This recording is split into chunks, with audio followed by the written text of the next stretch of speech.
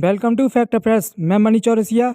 इस वीडियो में हम बात करने वाले हैं कि सुप्रीम कोर्ट द्वारा हाल ही में एक जजमेंट दिया गया है जिसके कारण जो कई सारी पॉलिटिकल पार्टी हैं उन पर इफेक्ट पड़ने वाला है और साथ ही साथ जो 2024 का इलेक्शन आ रहा है उस पर भी इफेक्ट होने वाला है। तो सुप्रीम कोर्ट द्वारा 15 फरवरी को एक जजमेंट दिया गया था जिसमें जो इसके द्वारा इलेक्टोरल जो बॉन्ड है उसको बैन कर दिया है। उसके द्वारा कहा गया कि ये जो बॉन्ड है वो इलीगल है या एक तरीके से अनकॉन्स्टिट्यूशनल है, जिसके द्वारा सुप्रीम कोर्ट ने बैन लगा दिया है। तो सबसे पहले हम जो इलेक्टोरल बॉन्ड होते हैं उसके बारे में बात करते हैं।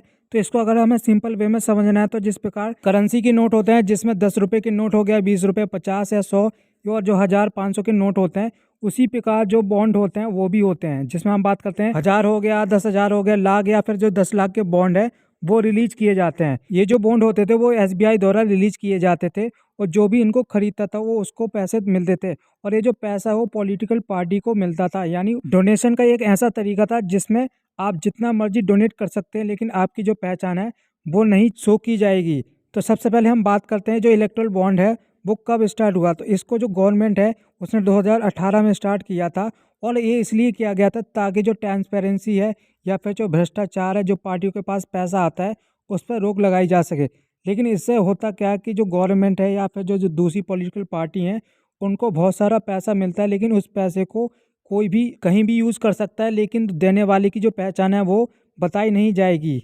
इलेक्टोरल बॉन्ड के माध्यम से धीरे धीरे जो पार्टी उनके पास बहुत सारा पैसा आने लगा और कई सारे ऐसे लोग हैं जो पार्टियों को पैसा देते थे जिससे उनकी जो ब्लैक मनी है वो बाइट हो जाती थी और ऐसी कई सारी जो विदेशी कंपनी अपनी यूनिट के माध्यम से किसी पार्टी को सहायता कर सकती है जिसके माध्यम से वो उनको प्रोवाइड यानी जो प्रॉफिट है वो प्रोवाइड करा सकती हैं। तो इसके चलते जो भ्रष्टाचार या करप्शन है धीरे धीरे इंक्रीज हो गया था, जिसके चलते जो सुप्रीम कोर्ट है उसने याचिका पे सुनवाई की और लगभग 6 साल बाद अपना निर्णय दिया और उसने कहा कि ये जो इलेक्टोरल बॉन्ड है वो अनकॉन्स्टिट्यूशनल है, जिसके चलते इसको निरस्त किया जाता है। अब हम बात करते हैं कि जो सुप्रीम कोर्ट है उसमें जो PIL है किसके द्वारा फाइल की गई थी।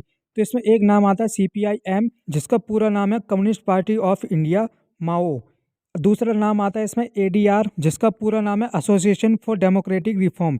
इनके द्वारा सुप्रीम कोर्ट में PIL को फाइल किया गया था। अब हम बात करते हैं कि किस पार्टी को इसके माध्यम से कितना धन मिला है और उसके द्वारा कितना यूज़ किया गया है अपने इलेक्शन के लिए। और इसमें आगे हम ये भी बात करेंगे कि जो आने वाले इलेक्शन है यानी 2024 में इलेक्शन होने वाले इंडिया में, तो उसका कितना असर पड़ सकता है और किस पार्टी को इसके माध्यम से कितना असर पड़ेगा। तो इसमें ADR की जो रिपोर्ट है उसके द्वारा कहा गया था कि जो BJP है उसको सबसे ज़्यादा जो डोनेशन है वो मिला है, लगभग 6600 करोड़ रुपए मिला है। वहीं हम बात करते हैं जो कांग्रेस है उसको लगभग 1200 जो करोड़ रुपए है वो मिला है। और जो BJP है उसके द्वारा 2019 में जो इलेक्शन हुए थे उसमें लगभग 3000 करोड़ जो रुपए है उसके द्वारा खर्च किया गया था अपने कैंपेन में। वहीं हम बात करते हैं जो कांग्रेस है उसके द्वारा लगभग 1400 करोड़ रुपए है वो खर्च किया गया था। अब हम बात करते हैं कि इतने जो पैसा वो कहाँ खर्च किया गया होगा। तो सबसे पहले इसमें आता है जो प्रचार होता है। कई सारी जो पॉलिटिकल पार्टी अपना लार्ज स्केल पर प्रचार करती हैं जिसके लिए उन्हें काफ़ी ज़्यादा जो पैसे है उसकी आवश्यकता पड़ती है, तो उसमें खर्च किया जाता है। वहीं जो बैनर या पोस्टर छपवाते हैं और जो अपने झंडे होते हैं उसमें भी इनका जो पैसा काफ़ी ज़्यादा खर्च होता है। और ऐसे कई सारे पॉलिटिकल पार्टियां हैं जो इनके द्वारा अपने कैंपेन के लिए जो फेमस लोग हैं उनको बुलाते हैं जिसमें भी उनका जो पैसा वो खर्च होता है। अब हम बात करते हैं कि जो इलेक्टोरल बॉन्ड पे जो सुप्रीम कोर्ट द्वारा बैन लगाया गया है क्या उसका इफेक्ट 2024 के जो इलेक्शन होने वाले हैं इंडिया में उस पर भी असर पड़ेगा। तो इसका जो ज़्यादा असर है वो देखने को नहीं मिलेगा क्योंकि 2018 से पहले जब ये बॉन्ड तब भी पॉलिटिकल पार्टी के पास काफ़ी ज़्यादा पैसा हुआ करता था और उनके द्वारा जो इलेक्शन है उस पर काफ़ी खर्च किया जाता था। लेकिन अब जो पॉलिटिकल पार्टी उनके द्वारा नए तरीके ढूंढ लिए जाएंगे ताकि उनको ज़्यादा से ज़्यादा डोनेशन है वो मिल सके और इसका जो यूज़ है वो इलेक्शन में कर सकें। So that is end of the video. इस वीडियो में इतना ही, मिलते हैं आपको नए टॉपिक के साथ। अगर आपको वीडियो अच्छी लगे तो please do subscribe fact affair channel.